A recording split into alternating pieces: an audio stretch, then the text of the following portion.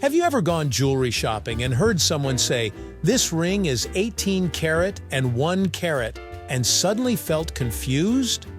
Because honestly, it sounds like they're just repeating the same word twice. Both are pronounced almost exactly the same, they're spelled almost the same, and both are connected to precious jewelry. Yet, despite all that, they mean two completely different things. One tells you how pure a metal is, the other tells you how heavy a gemstone is. And mixing them up can lead to some pretty awkward misunderstandings, especially when you're talking about expensive items. So today, we're going to untangle these two look-alike words, explain where they came from, how they're used, and why knowing the difference can actually save you money and embarrassment. Right here, on History of Simple Things.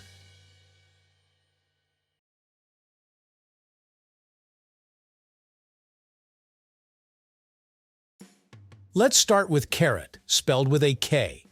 Carat is used almost exclusively to describe the purity of gold. Pure gold in its natural form is extremely soft. You can actually bend it with your fingers.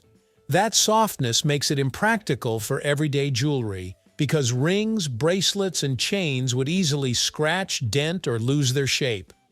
To solve this problem, gold is mixed with other metals like copper, silver, nickel, or zinc. These added metals make gold stronger and more durable. Carat tells you how much pure gold is in that mixture. The system is based on 24 parts. So, 24 karat gold means that all 24 parts are pure gold. In other words, it's about 99.9% gold, with almost no other metals mixed in. This is the purest form you'll usually find in jewelry. On the other hand, 18 karat gold means that 18 out of 24 parts are gold, which equals 75% purity. The remaining 25% comes from other metals. Similarly, 14 karat gold contains about 58.5% gold, and 10 karat gold contains about 41.7%. So when you see 18K or 14K stamped inside a ring, it's telling you exactly how much real gold is in that piece. Higher carat means more gold, richer color, and usually higher price. Lower carat means less gold, more durability, and often a more affordable option. Now let's talk about carat, spelled with a C. Carat has nothing to do with gold purity. Instead, it's a unit of weight used to measure gemstones, especially diamonds. When someone says a diamond is 1 carat, they're talking about how much it weighs, not how big it looks. 1 carat is equal to 200 milligrams, or 0.2 grams. That might sound tiny, but when it comes to gemstones, that difference in weight can mean thousands of dollars. Carats are often divided into smaller units called points. 1 carat equals 100 points, so a diamond that weighs half a carat is also called a 50-point diamond. It's important to understand that carat measures weight, not size. 2 diamonds can both weigh 1 carat but look completely different in size.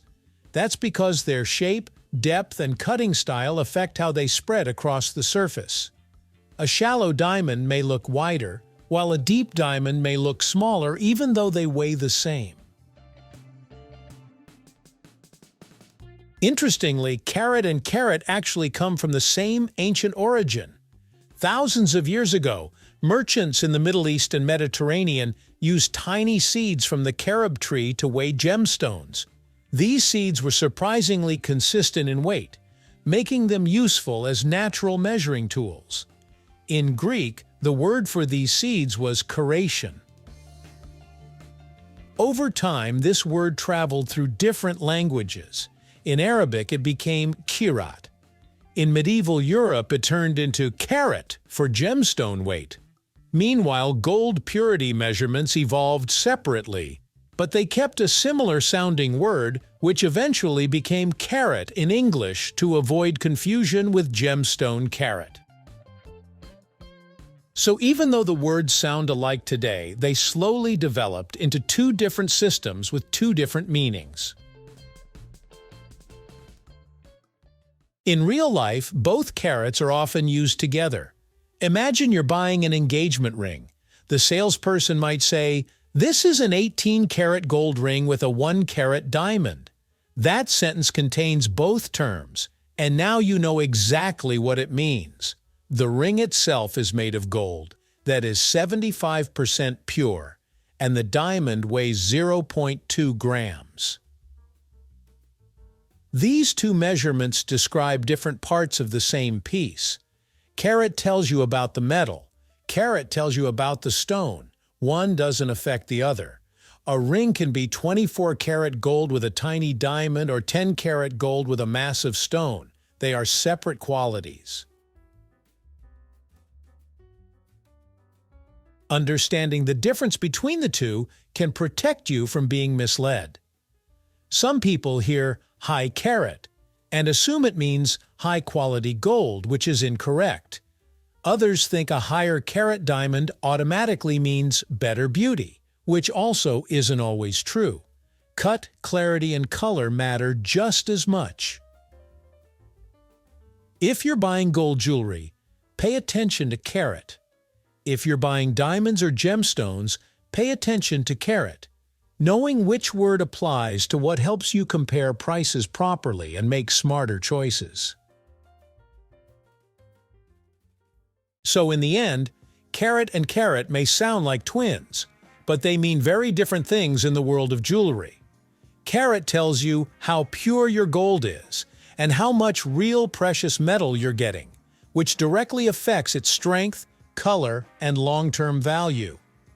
Higher carat usually means more gold and a higher price, while lower carat offers more durability and affordability. Carat, on the other hand, measures how much a gemstone weighs, especially diamonds, and that weight plays a major role in determining rarity and cost. In general, larger carat stones are harder to find and can become dramatically more expensive. When you understand both terms, you stop seeing jewelry as just something shiny and decorative, and start seeing it as something carefully measured and priced. The next time you hear 18 carat and 1 carat, you'll know they're not repeating themselves. You'll know they're describing two different qualities that shape the beauty, durability, and value of that piece.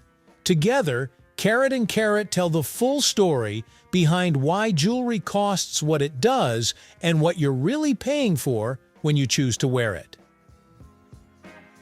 Thank you for watching. If you have suggestions for our next video, feel free to share them in the comments below.